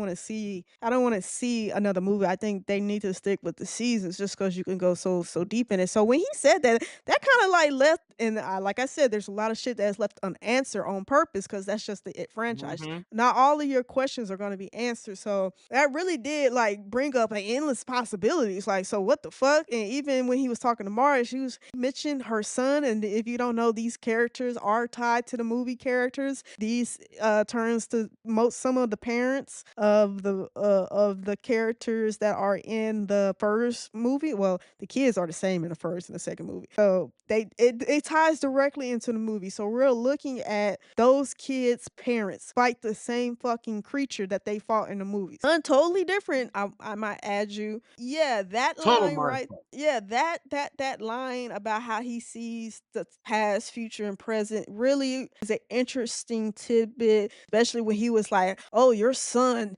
causes my death," and I'm like, "Oh, so he saw his death coming. So is his death really a death, or is it a rebirth, a chance for a rebirth?" So all of that's Mhm. interesting. That's the shit that is not answered and it's done on purpose. Even in the closing scenes, they're like, "Hey, he said he sees his presence and past and future differently than we do. So he's gonna fight somebody else going forward. And Lily was kind of like she said, this is the most intelligent Lily ever been in the whole fucking season. She's been a dumb motherfucker all fucking season, but she said, "Say, Jesus hey." Christ. She was like, Go "Hey, ahead. we fought him. We did what we did. We put him back to sleep. That'll be for somebody else's fight in the future." And I said, "God damn it, that's the most intelligent this bitch has sounded all season." Yeah, and that's really true, and that is the essence of the it character. He comes back every 27 years, and this is somebody else's fight. Now, is it kind of tied? Do you ask the question, does he only really fuck with certain kids Generations. because, yeah, well, not Oh, generations, but certain kids because he was fighting with those parents back in the day? And then that even asks us the questions, if this is those kids, most of them are their these are the parents that will be the kids in the movies. Where the fuck are they in the movie? Like, if your kids was raised in Derry, that means you're still in Derry. That means you remember. So why aren't you like prepping your kid? oh man, Like, I didn't even think of that. That is a great yeah, fucking platform. yeah. That is So a that great is, platform. But you know what? You just made me think about saying what you just said. The time, the present, future, and past are all the same to it. Archer's son. This is completely tinfoil moment, just brainstorming theory. Every time it goes to sleep in this dimension, our dimension, those 27 years where it's gone here, is it someplace else in another, in a sense? Like when he slept his 27 years and he woke up this time and he told Marge what he told her, does he know that because he had already been to another future where that happened, and that's why he explained that to her? So mm, every 27 years when he's gone from here, he's in another timeline, another dimension, in a sense, because the lore of the character it is that it is a creature outside the bounds and scopes of our reality. yeah, Man, you just really, that's that was yeah. good. Yeah, but I only thought about it because I watched the movies before we did this episode, because even while you were saying shit, I was like, I kind of remember that happened in the movies, but I kind of don't. And the second movie kind of fell by the wayside. It was kind of an afterthought. So I do Mhm. remember watching it, but I don't think I was that intrigued. But because they were adults and it was kind of like, when I watched the movies, it did bring up. I was like, oh well, this is William's son. This is Marge's son, and this is, I'm like, where the fuck are they in the fucking movie? So that's what that's what I thought. I was like, oh, this is that one girl that's, that pops up and that she was like, oh, that's that girl from the first movie. And I was like, oh, when I watched the movie again, I was like, yeah, that is her. So yeah, I'm like, what is happening? Like, why is nobody prepping the next generation? And the Native Americans is just over there knowing the shit gonna happen, letting this motherfucker run rampant, because why? They live outside of town. They pretty much is unaffected. They just watch from afar because they say, they're quote unquote picking a lesser evil because it's only affecting this town, and therefore they just want to make sure it stays in this town. But blah blah blah blah. Yeah, there's a lot of questions that goes unanswered. And so even with season 2 going backwards, they still could be telling shit from the present, future, or past. Like, it's not bound to that time period that season is going to be set in. So I thought that was kind of a like, okay, is this something that is going to mean that they're not just going to stay in that time period? They're going to flip and flop, maybe some from the past or some quote quote quote on the future. You never know. It's endless possibilities. I'm interested in what this director. I thought the director did a really good job, even with the things I didn't agree with and kind of irritated me in the last episode. I'm cool with. Now, spoiler alert. Well, I already said spoiler alert. There's a scene in the last episode of Richie. He's the Hispanic kid that really takes a L for Marge. I'm not going to tell you how because I'm not going to spoil that for you. But listen, there's a scene. They're in like this frozen lake, right? And the it character is like, Stop, I'm about to stop go fuck. skipping. I'm about to go fuck these kids up. Y'all failed. I'm about to get out this cage. I'm about to run rapid. And then there's this scene where Dickie looks over and he was like, and Larry, the little the major or whatever his name is, he was like, what do you see? And he looked at him, he said, a fucking miracle. And it's Richie Ghost running across the motherfucking ice. And by then, fucking the it character failed and it wasn't running anymore. And it was just looking. And when Richie went past him, I was like, yeah, fuck knew I was yelling at the it character, Pennywise, the clown. I was like, "Man, fuck you." And Richie pointed up, he stuck that motherfucker the middle finger. I was like, "Oh, my spirit animal. Yes, Richie, yes." Listen, that was Chef's kiss, the best part of the fucking finale. That motherfucker pointing that finger up and said, "Fuck you." And ran over to basically put the bow on that motherfucker's cage again. But shout out to the actor and the kid, Richie, and even for the director to put that in there, because it really that scene was just like an embodiment of probably what everybody was feeling at that point. Because the it character got real cocky, real braggadocious, real like, yeah, yeah. And that motherfucker Richie was like, nope, fuck you, bitch. So I just had to give a special shout out to that scene, because that scene was definitely top tier chef's kiss, baby. Shout out to the director for putting that shit in there, because the director probably knew what everybody was gonna feel in that moment. Like, yeah, fuck you, you ain't winning. You gonna take your ass back to sleep, bitch. But shout out to him. Oh yes, funny, funny. But yeah, I guess let me ask this to the viewers, and we'll wrap this up. Is Welcome to Derry horror done right, or does it slow pace hold it back from being a truly scary story? Let me know in the comments down below how you feel, and give your letter grades about the show and all that, and what are your hopes and wishes for season 2. And hey, what's that Richie scene at the end? It for you like it was it for me. This isn't just a store opening. This is a motherfucking statement. Bandai just opened their new Chicago location. 400 plus people in line. Exclusive merch flying off the shelves, and the entire store selling out almost immediately. So what made fans show up like this? What did Bandai do right that other brands keep getting wrong? Because this wasn't hype by accident. This was the man finally meeting the right experience. Now, I'm just gonna do a quick thing. That last part is very prevalent. This demand has always been here. I don't know what's taking them so long, but hey, I'll let my cousin get into his shit. What happened? A new official Gundam retail store opened here in the US. Technically in Chicago, but specifically Rosemont, Illinois. It resulted in 400 plus people waiting in line on opening day. They had to hand out tickets, wristbands. There was a timer. How long you could be in the store, get what you need to get the fuck out. They got other people got to come in. The store nearly sold out. Limited time exclusives drove urgency. They had limited gear, special promotions, and giveaways. How does this matter? Well, proves it matters. Physical retail still works when paired with exclusivity, brand loyalty, event launches, and a strong fan base foundation. Strong performance highlights of the anime, mecha fandom, spending power, missed opportunities by Western gaming retail. But the big takeaway: scarcity plus physical presence plus passionate IP equals cha-ching success. The opposite of how most gaming products are launched today. But as I keep saying, you have people who are old school, like-minded, who don't want to buy something online and wait for whenever it comes to be shipped to their house, especially with now who our president of the United States is and these tariffs and etc. People like the old school way of getting in their car, going to a store, finding exactly what you want, exchange some money or a piece of plastic, and then you walk out with what you got. I understand, because I also too do it. You know, not everyone wants to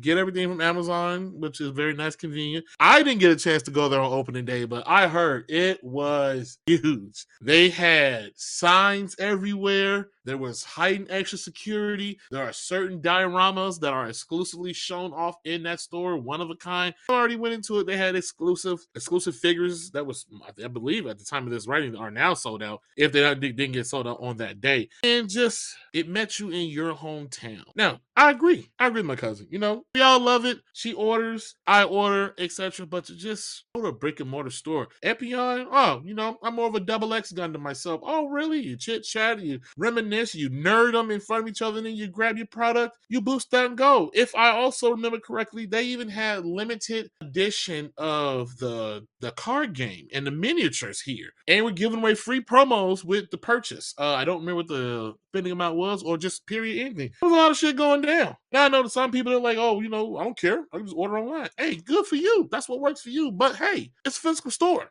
Just like you have certain old school gamers who would like to go to a GameStop. I ain't gonna lie. Let me not say that. Not GameStop. A mom and pop shop and buy a retro game or old school strategy guide to something. It is just the nostalgia. That's what it is. In a time where we are all connected through the internet and our social medias and etc., to just get up and go, sit in line, hang out with a couple of people, nerds, gamers, entertainers, whatever, and just have a good time. It brings back, harpens to a time of the midnight releases, which most of you younger people probably don't remember. But there's a time where people would go to a GameStop or EB Games, if you remember those. Game Crazy, you'll sit there in line late in the evening, chit chatting up, waiting for the store to open to pick up your game. That no longer really happens anymore since digital, and we already talked about this. But hey, I was happy because this could have went the other way. You could have had no one show up like, oh, why would I get up and go in the cold? Right now, it is kind of the fall season, more winter-esque temperatures outside. So for that many people to be waiting outside, some were reporting they were there upwards at 5 in the morning just to make sure they got in line. They would not have to wait or miss anything being sold out. That's crazy. In the digital connection era of 2025, I am just happy to see how it is. I will do a report later on of the store in a sense. I plan to go there, grab a couple items, but hey, and it's a nice little piece of interesting news going on. There's so much controversy and everything else happening. Yeah, I guess let me make my point clear.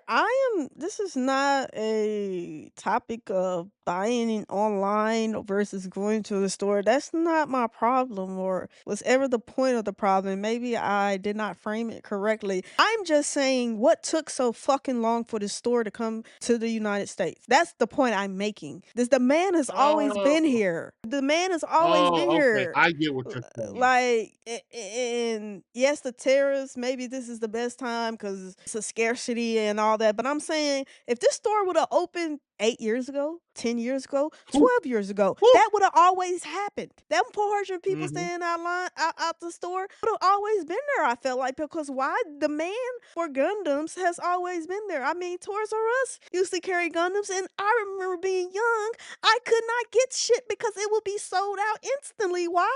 Because of midnight launches. And by the time my mom went to the store to buy the shit I told her to get, it wasn't there. I remember going to Toys R Us to buy Gundams and build Gundams. I built a lot of Gundams growing up as a kid. So the demand has always been there. So I don't know why Bandai now in 2025 was like, oh, let's open the store. That is my frustration, and that is my point. This is not about like a digital or versus a brick and mortar. That was never the issue. My pissed offness, and I know that's not a word, was the fact that it took them so damn long. And this is why you have like mom and pop stores that sell Gundams. Like I went to a place in New York. It's not a Bandai branded store, but they sold similar, maybe not store exclusives that they had at this store at that time, but it sold, Gundams that many collectors like myself would be looking for or want to buy or want to see, before purchasing. Like there are stores like this. Now, is it a completely Gundam only store? No, they sell other shit. There were Zoids, there were Dragon Ball Mhm. Z, there was everything Mhm. else. But I'm saying the man has always been Mhm. there. So I don't know why Bandai asses are just not feeling it. Am I happy that it's here? Sure, of course. But once again, will I go out of my way to fly to Chicago? No. Yes. No, I won't, Yes. because if I'm Yes, going to you get on a will. no, if I'm going no, no, no, no, no, not like if I come to Chicago and visit, yeah, we'll probably go, but that's not my intent. Mhm. That is not why I'm buying a plane ticket. If I'm going to buy a plane ticket to go to a Gundam store, I am going to Japan. That was the point Japan. I was making. Now, if they Okay. open a store here in Texas, oh, I'll be there, because it's convenient. I told you that conveniency is a motherfucker, right? So Mhm. that was the point I made, and I guess maybe it was framed, and I know I was pissed off because I'm just frustrated that it took them so long to make said Mhm. store. It's not like they didn't know that Gundam sold in the US. Why? Because other stores have sold Mhm. out completely. Like Toys R Us Gundam section used to be a scarcity for certain models. shelves. Even with Zoids, I bought Zoids growing up. Like, it's a scarcity, especially now. I Zoids are haven't very heard of expensive. Zoids Yes, are they very are. expensive.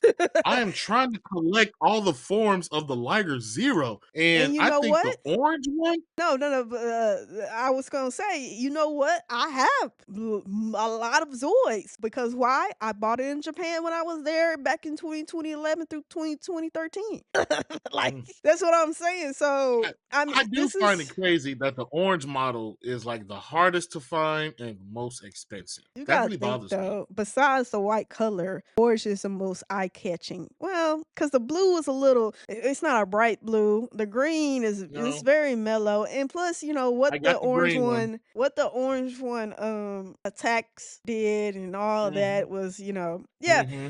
Yes. But like I said, the demand has always been here. I'm happy that the store is open. Hopefully, Texas will take note and try to make Bandai open a store here in the DFW area, preferably Dallas area. 'Cause that's where I'm near. Yeah, Yeah. hopefully that means more stores. Maybe we can get a Dallas store. Maybe we can get a store in New York. Maybe a store in LA. Hopefully this opens the door for more brick and mortar stores for Gundam and Bandai. And maybe Bandai will bring in more stuff than just Gundam.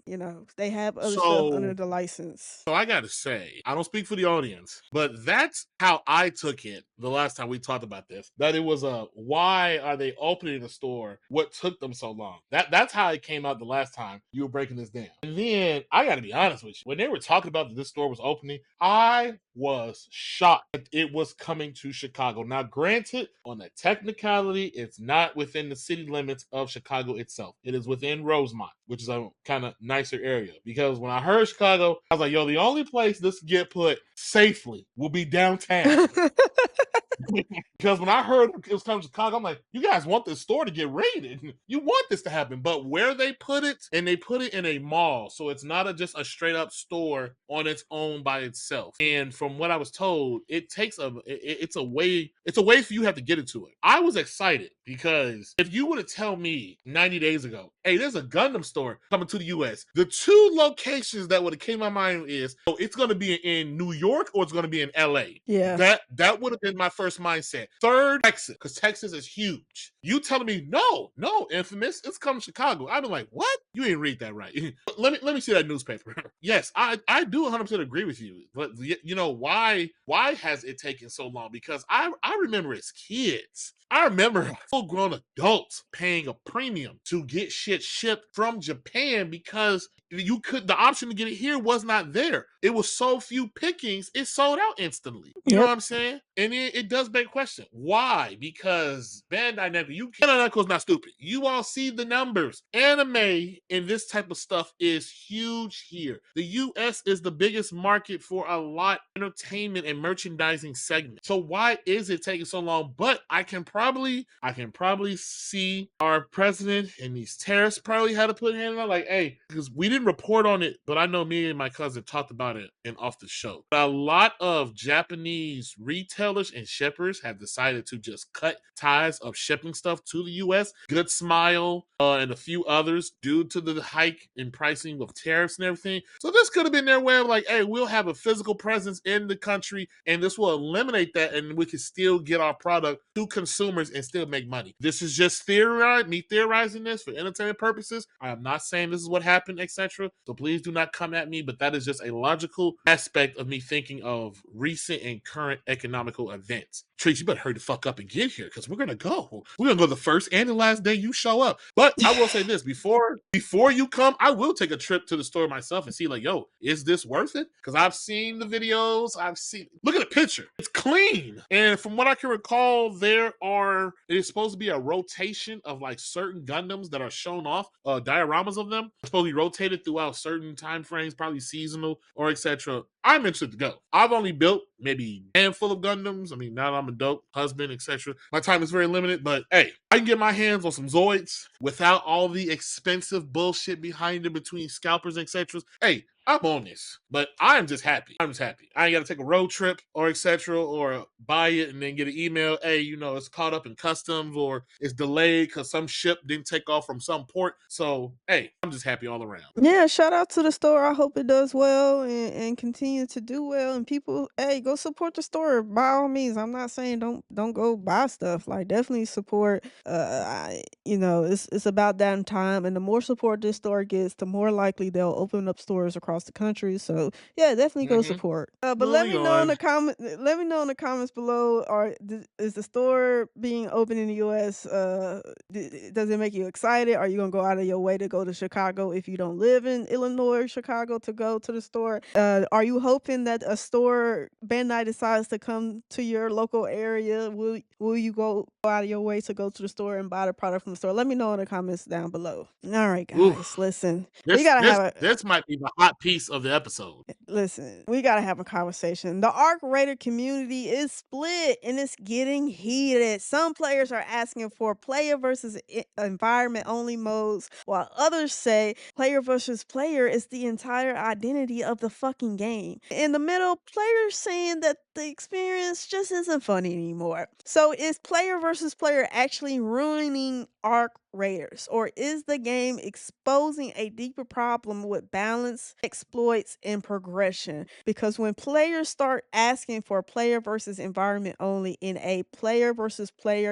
environment game, that's not just a preference, that's a warning sign. Because on paper, Arc Raiders is doing exactly what it promised: high risk player versus environment extraction experience. But in practice, that risk isn't being shared evenly. For a lot of players, player versus player isn't tense or exciting, it's frustrating. New or casual players load in, get wiped by geared squads, lose everything, and feel like they never had a chance to learn the game. That's where the call for player versus environment only modes is coming from. On the other side, player versus players argue that instruction tense is the game. Remove player versus player elements and you remove the fear, the stakes, and the identity. Without that danger, Arc Raiders just becomes another co-op shooter. But here's the real issue. This debate isn't really about PvE versus PvP. It's about balance. It's about progression gaps, exploit abuse, matchmaking, and whether the game does enough to protect new players while still rewarding high skill play. When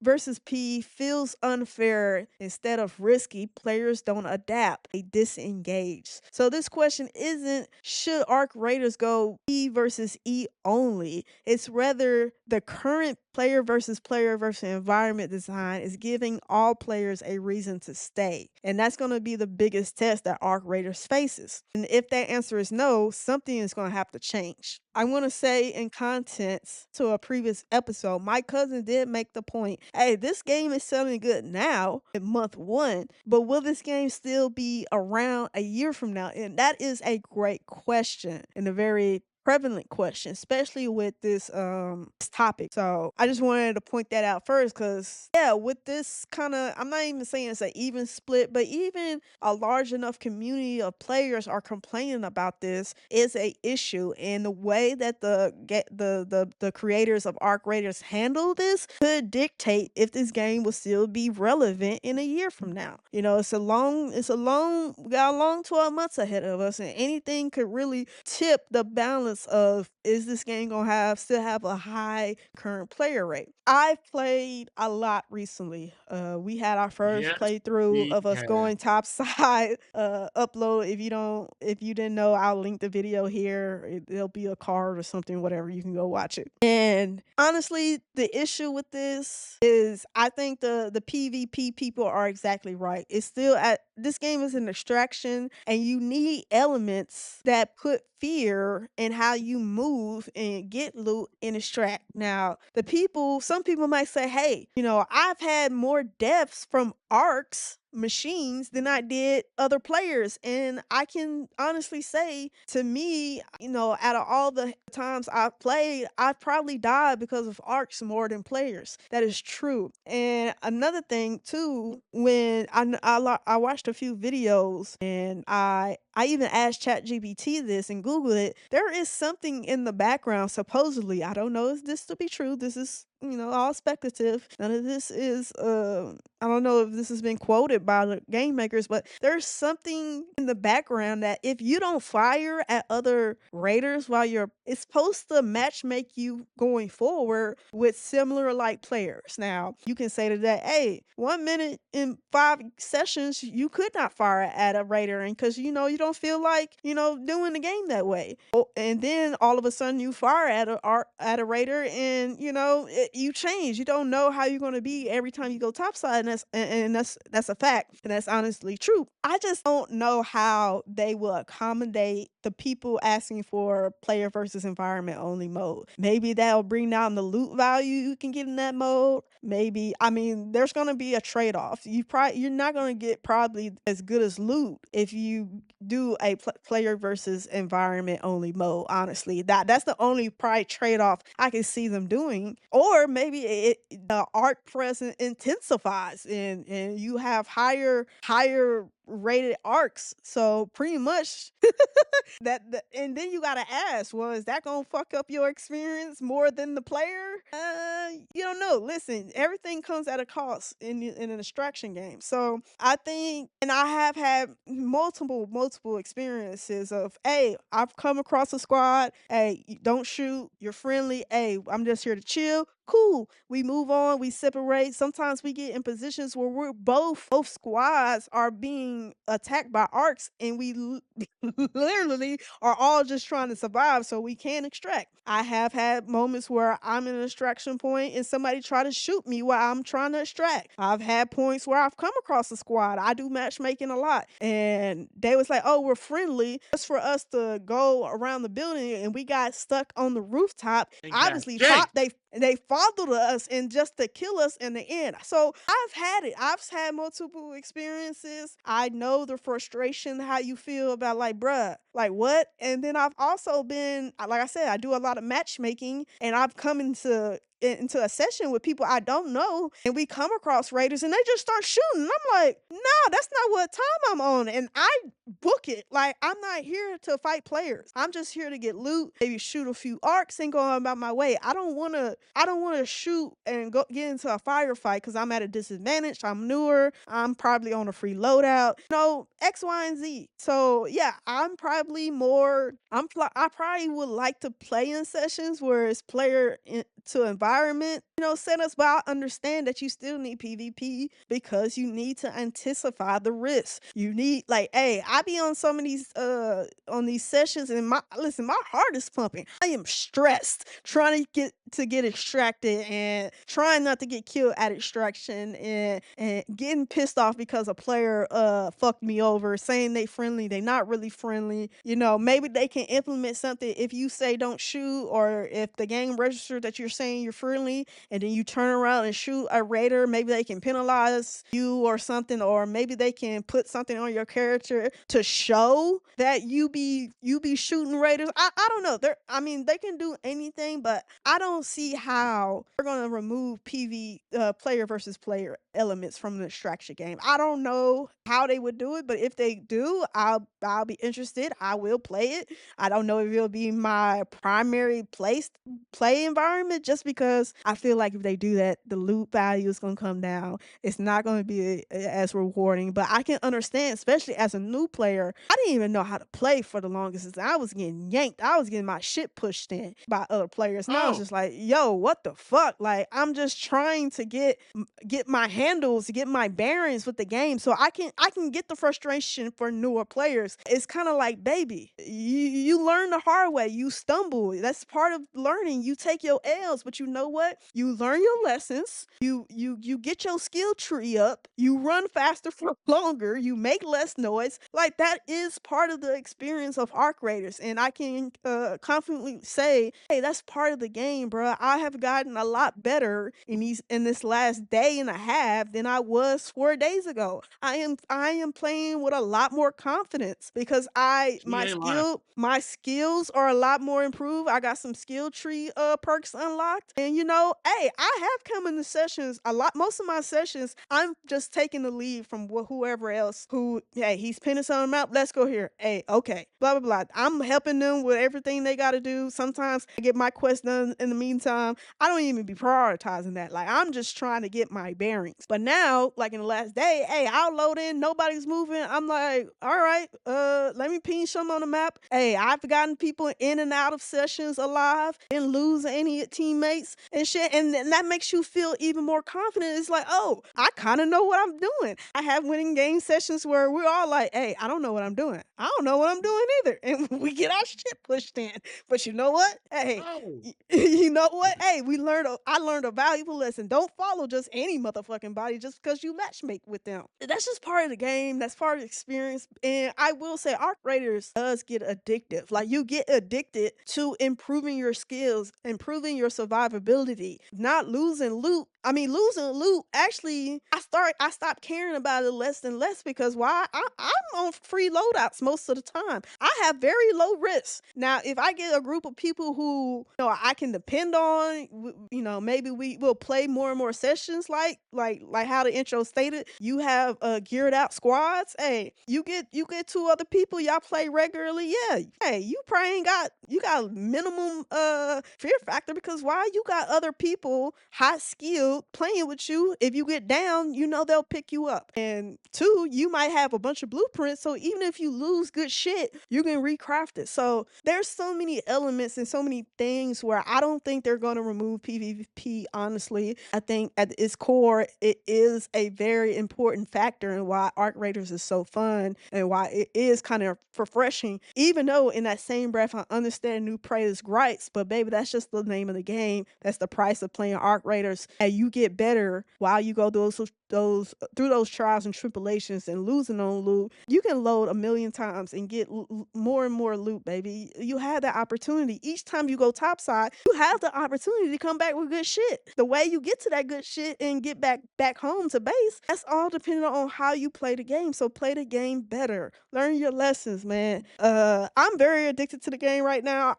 We stayed up to like 2 in the morning last night playing it, and I think Arc Raiders formula is fine. Maybe they can adjust to some things. I know they are nerfing and boosting certain things in the game. But I say that all that to say, listen, baby, just take your L's, and one day, not one day, but soon they will start turning into wins. She'll start stacking wins. She'll start stacking confidence just like I did. And listen, hey, them skill points, hey, spend them motherfuckers because they do make a difference, baby. Let me just tell you right now, I maxed out my lungs and my stamina. That changed the game for me because as soon as some shit pop off with arcs or players, bitch, I'm booking it. Running is a very underrated thing to do in the game. Some people feel like you have to stay in combat. No, motherfucker, run to a hatch that's not in a right.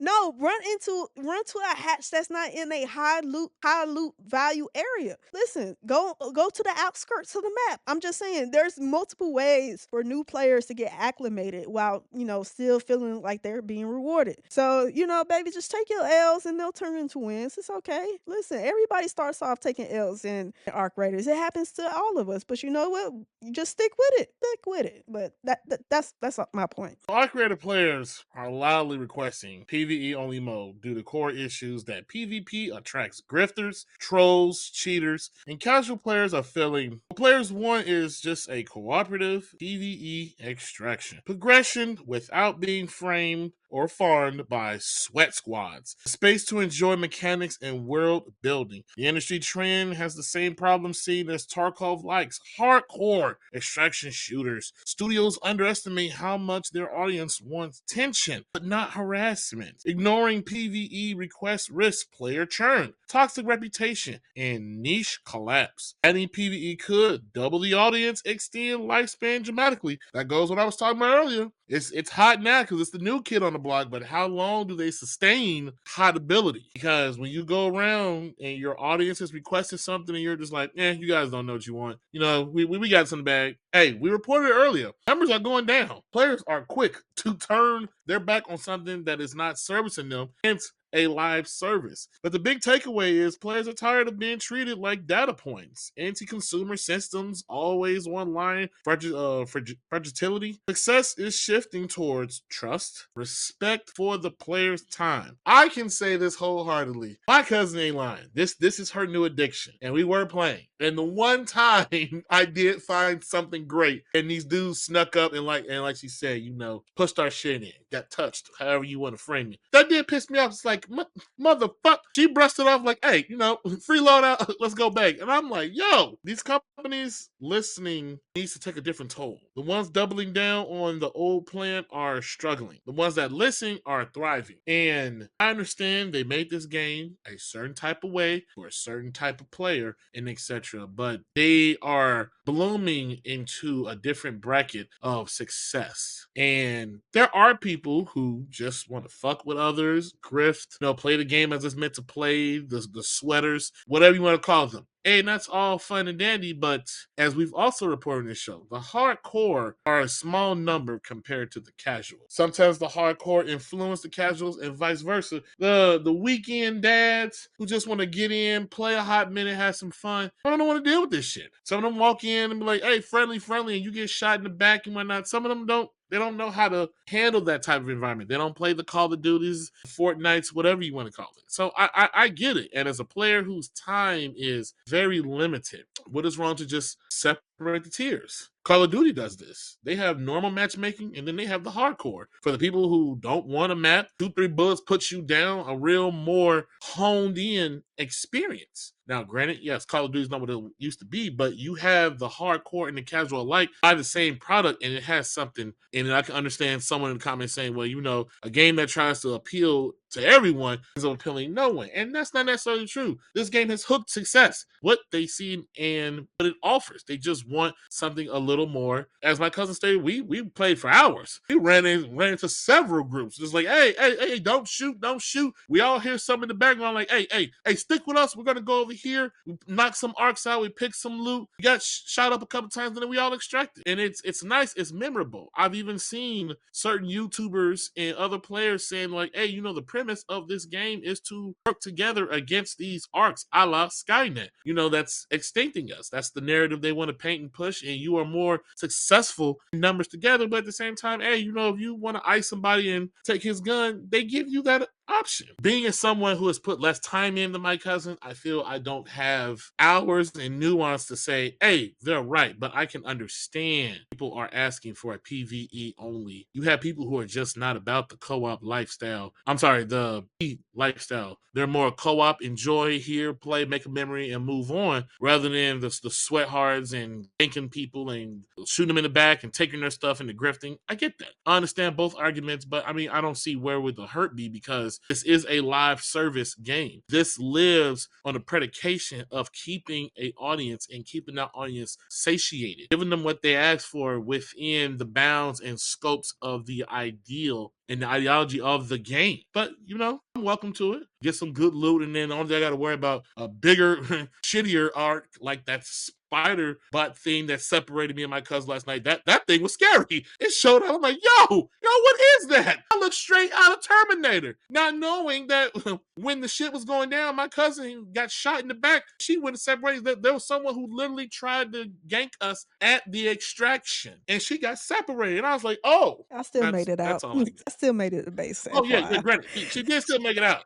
She did make it out. I got She in the ran to single Plan B. hatcher. She ran this abandoned hatch with a pack of Marlboro lights. She lit up, found the key, and she got out. And I was shocked. I was like, "Yo, if you don't get out, like, what is there a time buff on when this thing closes up, extracts? Can you just hit it again and it reopens, or you just gotta go somewhere else? Like, yo, this extraction thing is closed now to us, you know? Yeah, So I've never been still in the game while the timer went out. I think I don't get under 8 minutes. When the timer gets to 8 minutes or even 10 minutes, I'm like, all right, it's a wrap. I'm out. Yeah. So, but my element, or I guess the point I was saying, I don't know how they are going to do that. Is like I said, that is part of the fear factor. That is part of the rush. That what gets the blood going and the people going is the fact that you could get killed by anything, or arc or players, and you really gotta kind of look at every player side eye that is not part of your squad, especially solo people. You know, that is the name of the game. And so I think that taking out their fear factor is gonna and two, and this is my ending point. Just because player asks for it don't mean that's what's best for them or the game. So oh, players can ask for oh, certain shit, but that's not what's best for them, and that's not what's best for the game, whoa. and that's not the point of the game. This game is an distraction. You need fear in an distraction game outside of just But when you know but when you you say the know arcs are that fear, but that's what I'm saying. If you take the player fear out of it, that's going to increase they're probably going to have to increase the arc present. And like I stated at the beginning of the video, I get killed more by arcs than I do oh, players. So I don't want more arcs presence, at least not in the map. I've only been in one map. Well, no, I've been in two because I met somebody that was playing on PC that really knew his shit and he was carrying me. And we went to some desert map. But the downright, whatever that first one you get into, the game brings you to, that's the main one I've been playing. And I feel like I'll probably stay there until I can get some friends that really play this often who they go into game with their shit because they got blueprints, they got higher tier guns. So and that's what I'm saying, building confidence is kind of the name of this game because you get with players that know what they're doing, it gives you confidence to do more and fight bigger enemies. And if you got 3 people fighting against one of those spider fucking arcs, you probably ain't running off. You probably fighting that motherfucker because you need the loot from that monster or that arc, not monster, that arc. So I just feel like that's the name of the game. That is the whole premise of Arc Raiders. So, but time can tell. They could fold. They could, fold like a cheap seat at the cookout and give play what these players are asking for. But I just feel like the loot is going to be less good and the arc presence is going to be high. So I don't know if I'll even play. I mean, I'm sure I'll try it out, but I don't. Like I said, I be steering clear of arcs. I don't know, but then the farming, there is some cheating element in Arc Raiders. You always got those bad apples, but the few can't dictate the choices of the many. So overall experience, Arc Raiders is a good game. If you haven't played, play it. It's $40. It's a good experience. You get with some people that know what they doing. It can really change your experience. And hey, if you know what you're doing in Arc Raiders and you want to help me out, hey, put your shit down in the comments because we can definitely run a session. I need some dependable people I can play with on the regular that could help me fight some of these bigger arcs and stuff like that. And but the community overall, like I said, most of the time when we say friendly and they friendly, 8 out of 10 times it's okay. It ends well. We all are just trying to make it out. And so I just feel like this is a good game. It's okay. I feel like Art Raiders will do whatever they need to do, but they're still balancing some things out. And this is just the beginning. Hey, the game has only been out October 30th, 31st. The date of this recording is December 20th. So, hey, give them time to adjust, balance some things out. And hopefully they don't piss off too many people while doing that. But and that's it for this video of Are You Not Entertained podcast. Thanks for hanging out with us. Don't forget to like, comment, subscribe, and hit that bell so you'll never miss our next hot take. Until next time, Are You Not Entertained?